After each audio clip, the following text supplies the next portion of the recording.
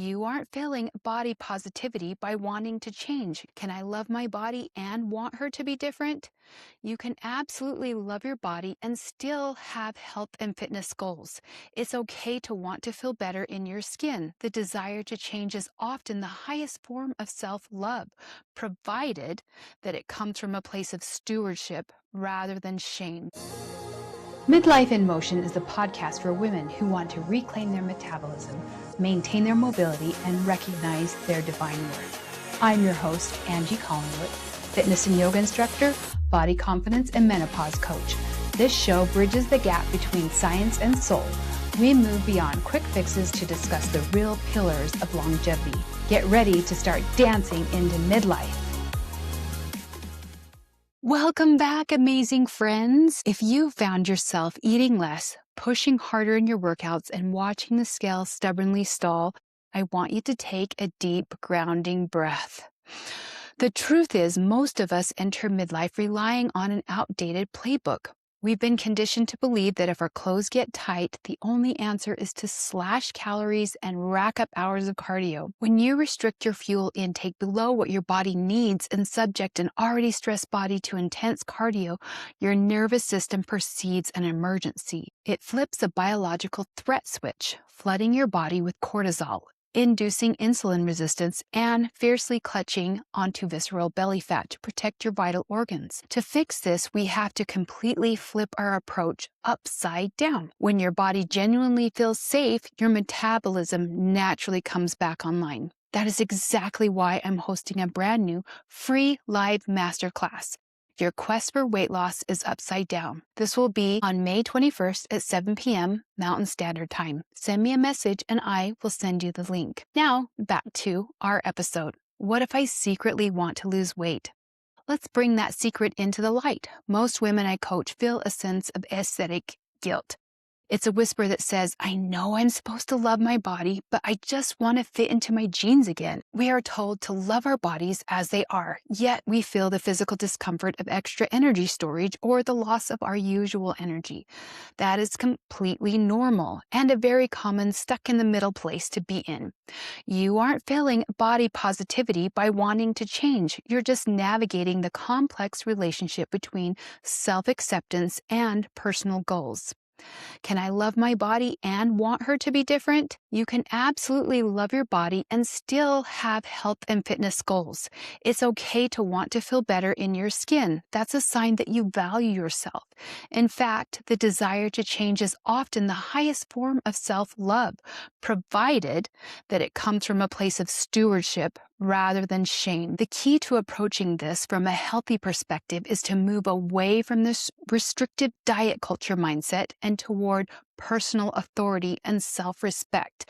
Instead of focusing on external approval and tying your self-worth to a number, you shift to owning your body and your choices without making your happiness conditional on your weight. The conflict comes when the old way, the diet culture, feels like a taskmaster, failing the nervous system. The resolution is stewardship. Moving from I hate this body to I am the caretaker of this amazing vessel. Here are 6 tips to bridge the gap without triggering the threat response we've been talking about. First, shift from fixing to fine-tuning. Body appreciation doesn't mean you have to stay exactly as you are forever. It means you value your body enough to take care of her. She is like a house you love, and you can appreciate the architecture and feel safe in it while still wanting to fix a leaky pipe or landscape the yard without shaming it for not being everything you dreamed it would be. Are you trying to tear down the house, or are you just ready for a new kitchen faucet? Shame says, this house is a wreck. I want to move out. This triggers the nervous system's threat response. Love says, I love this house so much that I'm going to invest in the repairs it deserves so it lasts another 50 years. This creates a sense of safety. The reframe. Treat weight loss as a preference, not a requirement. You can respect your wish to lose weight while understanding that it does not define your value as a person. Think of it like another life preference, such as a job or a home. You can pursue it, but your self-love and self-respect should not be dependent on reaching that specific goal. When you make weight loss your God and all that you think about, it creates immense pressure that often leads to stress eating and burnout. Second, body neutrality and respect. If loving your body feels too heavy or hypocritical right now, try body neutrality. This is the necessary middle ground. It's the off-ramp from the high-speed highway of self-loathing. This is the belief that your body is a vessel through which you experience life. You can respect her functionality. She breathes, moves, and heals while also working toward a physical goal. You don't have to love the extra energy storage today, but you can respect the fact that your body is storing that energy to protect you from the threat she thinks might be headed her way, or from dropping estrogen levels. Recognize that her value is in what she gives to the world, not her body fat percentage. Lead with wisdom and compassion rather than self-criticism. The strategy: treat your body like a high-performance vehicle. You don't have to like the car's color to know it needs high-quality fuel, regular maintenance, and a safe place to park. Third, shift the why from punishment to empowerment. If weight loss is a goal, examine the heart behind the desire. The conflict usually stems from the source of the desire. External motivation is based on others' opinions. I want to lose weight so people stop judging me. Or so I finally look correct. Like, what even is that? So this often clashes with self-appreciation because it's rooted in shame. Internal motivation based on gratitude and what you truly need. I want to feel stronger, appreciate how my body can move, and feel lighter on my feet. This can actually be an act of appreciation.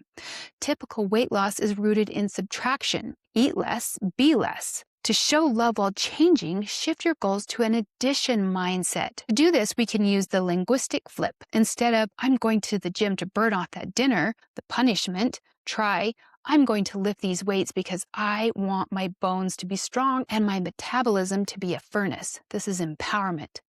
Instead of, I can't have that bread, deprivation, try, I'm going to add more protein to this meal because my muscles are hungry for it, nourishment.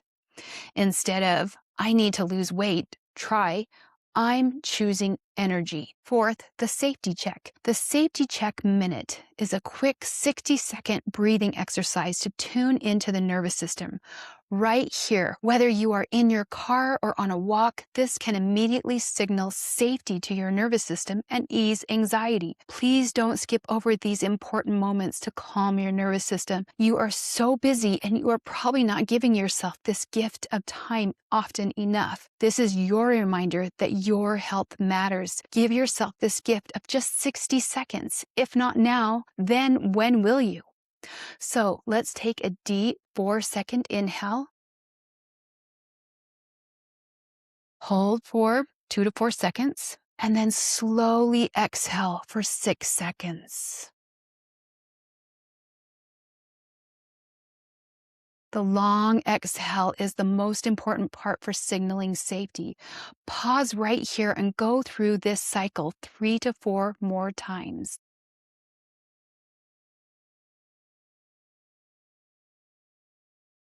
I hope you took advantage of this time to slow down and breathe. When you are obsessing over the scale, you are in sympathetic mode. This is the fight or flight mode, which tells the body to store energy. When you inhabit or become aware of your body and relax, you enter the parasympathetic mode, the rest and digest state, the only state in which the body feels safe enough to let go of excess storage. Your nervous system is a master at detecting famine. If you secretly want to lose weight and you do it by starving yourself, your body will know you are not working in her best interest. Here are 3 more ways to move you from sympathetic to parasympathetic mode. First, shift from restriction to nourishment. A healthy approach replaces dieting with conscious body-honoring choices. Instead of following rigid rules, practice honoring biological hunger and satisfaction with the needed flexibility for the normal upheavals of your life plans. Use the good, better, best filter to choose foods that nourish your body while still allowing for pleasure and satisfaction. There is no need to label foods as bad and feel like you are bad for wanting them. Instead, listen to what your body needs while allowing joy and satisfaction to be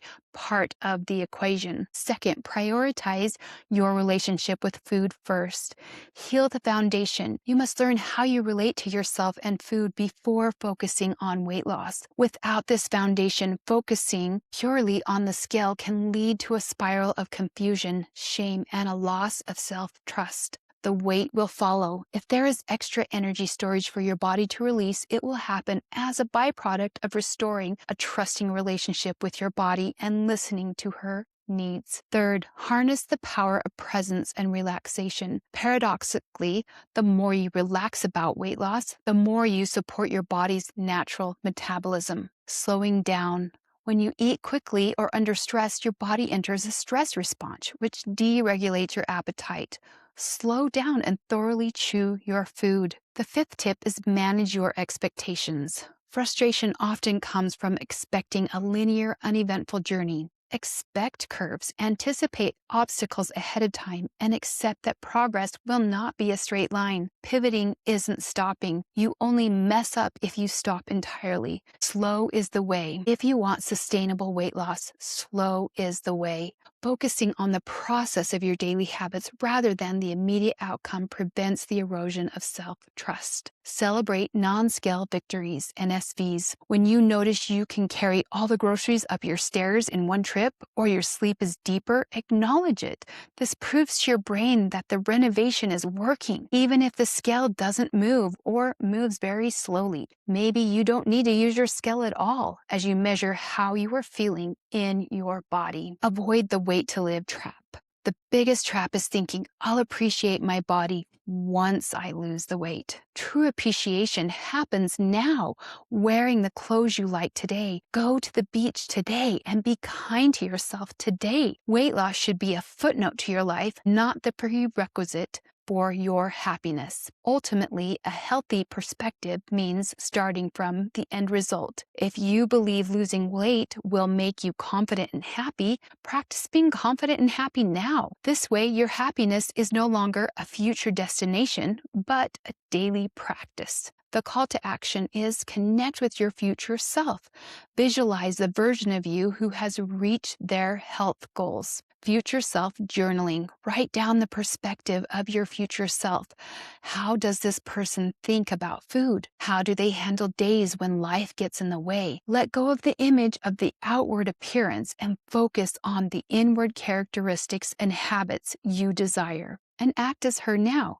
Start living out aspects of that future self today, rather than waiting for the weight to change first. Ultimately, the goal is to reach a place where you can say, I choose from the loving heart of me, rather than feeling you should do something because you feel expected to by an unrealistic standard. You are worthy of respect and a healthy mindset now, regardless of your future body goals. Here is another journal prompt for your secret goal. If I woke up tomorrow at my goal weight, but I still felt exhausted, stressed, and weak, would I actually be happy?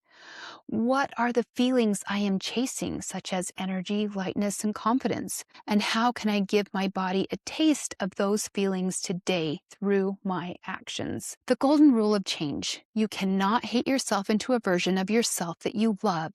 The process of change must feel like a gift, not a sentence. When you appreciate your body as she is, you free up your thinking to find ways of caring for yourself that are based in compassion, gratitude, love, and peace. Place a hand on your heart and take a deep breath. Feel gratitude. Give yourself a 20-second hug and thank your body for her continued strength. Embrace your inner power. I need your help. I need your help to spread the word, and I would be so grateful and honored if you would share this episode with someone you know who needs to hear this powerful message. And please remember to send me a message if you want to join in the masterclass. Thank you for joining me today. Until next time, keep moving, give yourself grace, and remember, you were born to bloom gold. You are building a foundation for the next 40 plus years of your life, brick by brick, breath by breath. You are a miracle. Treat yourself like one. If you know a woman who needs to hear this, please share this episode and remember to subscribe. I'm Angie Collingwood. Keep moving and dancing. This is Midlife in Motion. I'll see you soon.